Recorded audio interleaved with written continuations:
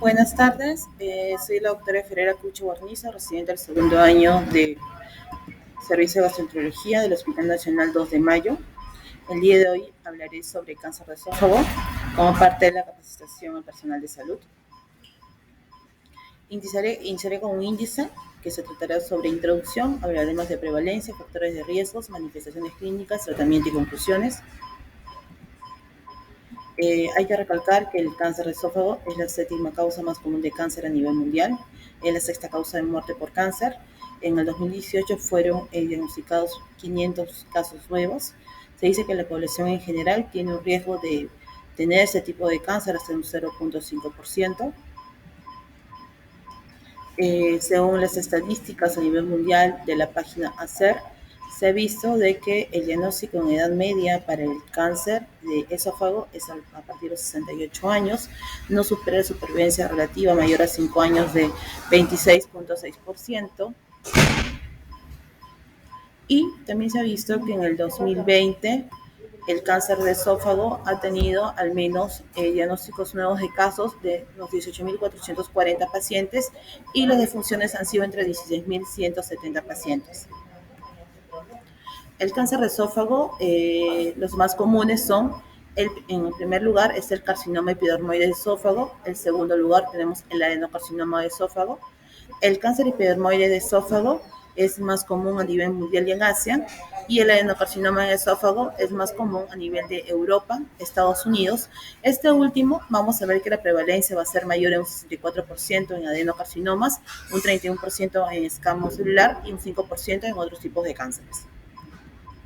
Dentro de los factores de riesgos vamos a tener en cuenta que el carcinoma epidermoide de esófago se manifiesta más en sociedades o nivel socioeconómico bajo, a nivel del adenocarcinoma, que es a nivel socioeconómico alto.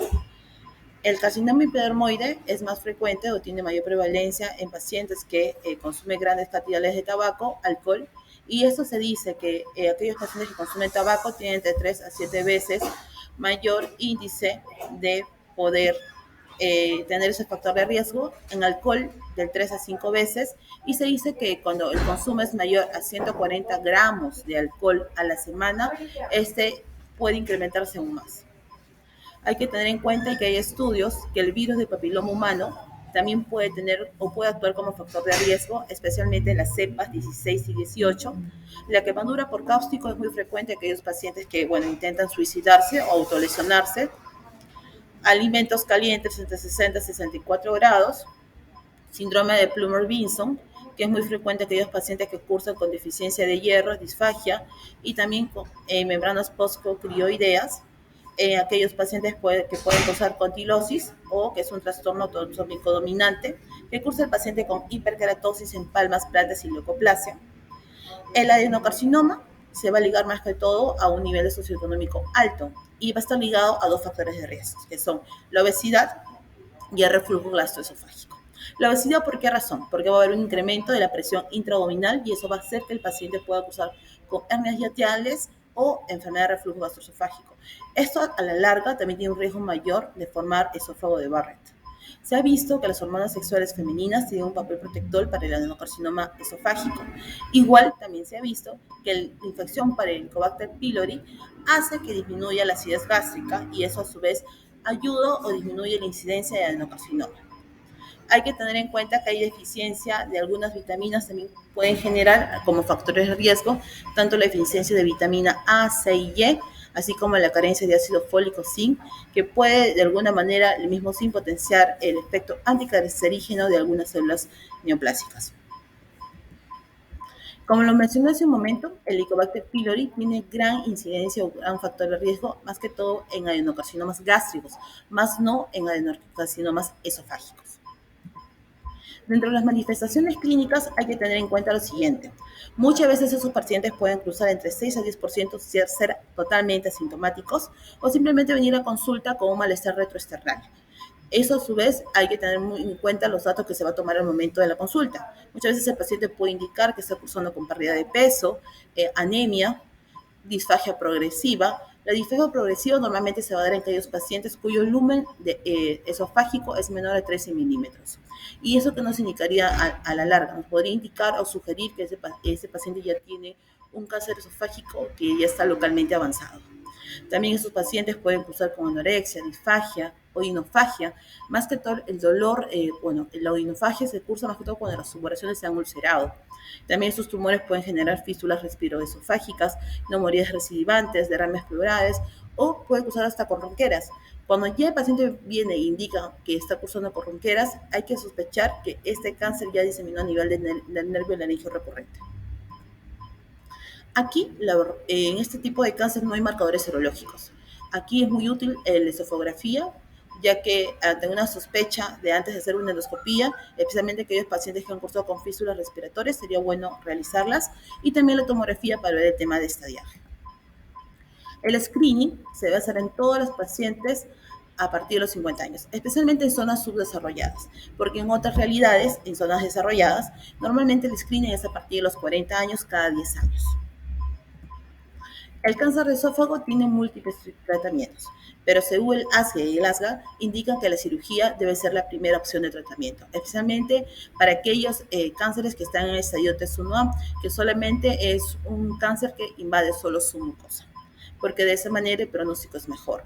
Tomemos en cuenta que este tratamiento hay dos tipos de cirugías, pueden ser tanto transdiatales como transtorácicas. De ambas, la transdiatal tiene un tiempo de cirugía más corto, pero de las dos, la torácica es mínimamente invasiva. Y eso es lo que ahora se está buscando, que toda cirugía sea mínimamente invasiva para evitar más adelante las secuelas de la propia cirugía.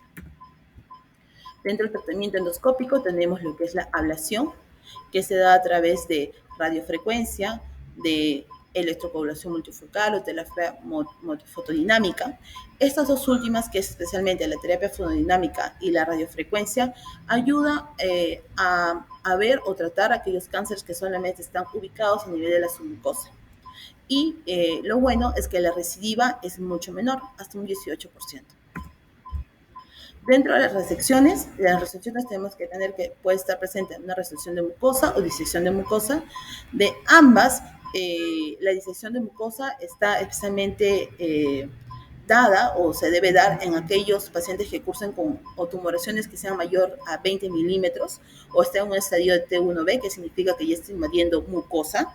Y en este caso el pronóstico de vida es de más o menos 5 años hasta un 97% de los pacientes.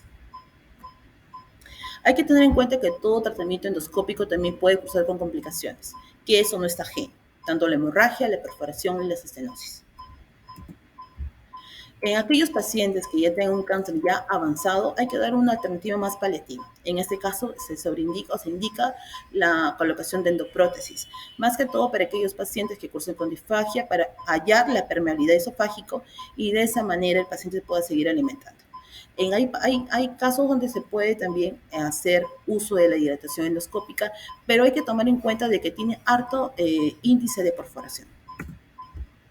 Se ha visto también que la quimioterapia, tanto preoperatoria como perioperatoria, mejora la supervivencia en 5 años. Asimismo, también se ha visto que la radioterapia sola no ayuda como tratamiento del cáncer de esófago. Se ha visto a su vez cuando ambas se potencian, tanto la quimioterapia como la radioterapia, tanto preoperatoria, el beneficio es aún mayor. Por eso es mejor antes de una cirugía que ambos tratamientos sean potenciados para el bienestar del paciente. Dentro de las conclusiones hay que tener en cuenta que el cáncer de esófago es un tumor con comportamiento sumamente agresivo, que desgraciadamente no se diagnostica a tiempo, porque lo dije en un inicio, muchas veces entre hasta un 10% son pacientes totalmente asintomáticos. También hay que tomar en cuenta que anatómicamente el esófago carece de serosa y eso va a permitir que el cáncer se propague con mucha mayor facilidad a estructuras vecinas. Y, como lo dije al principio, la mejor alternativa es la cirugía, especialmente para que el cáncer o tumoración que está denominada su mucosa. Para que de alguna manera pueda ayudar a la parte de cirugía, también no dejamos de lado la endoscopia. Eso sería todo conmigo. Gracias por escuchar mi exposición. Hasta una próxima.